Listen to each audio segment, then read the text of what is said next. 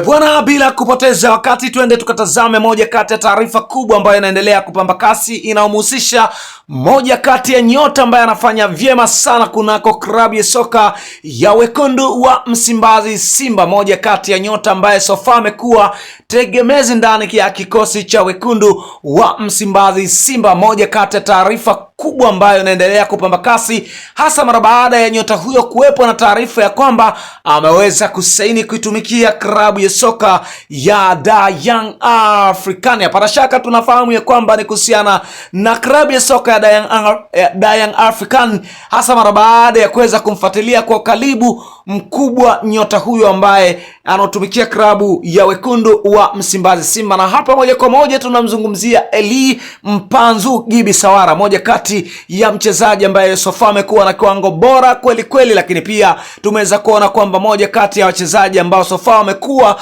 wakiimbwa sana katika soka la hapa nyumbani Tanzania. Sasa kuna hii moja kati ya taarifa inamuonyesha nyota huyo amesaini kuitumikia klabu ya soka ya Young African. Moja kati ya ripoti kubwa kweli kweli sofa imekuwa ikiendelea kupamba kasi katika kona na engo mbali za kimichezo na burudani. Lakini pia nikukumbushe tu ni kuhusiana na nyota huyo, ni raia wa Kongo, moja kati ya nyota ambaye alokuja kujiunga na klabu ya wekundu wa Msimbazi Simba katika majira ya kiangazi. Na moja kati ya taarifa kubwa kwa hivi sasa zinasema ya kwamba nyota huyo amesaini kuitumikia klabu ya soka ya Young African kwenye dirisha hili dogo la usajili. Sababu ni ipi ambayo ilompelekea nyota huyo kusaini kuitumikia klabu ya Young African? Utakwenda kuzipata hapa. Cha kufanya usisahau kugusa neno subscribe kwa ajili ya kupata habari nyingi zaidi. Lakini nikukumbushe tu kwa habari mbalimbali za kimichezo na burudani, usisahau kustay tuned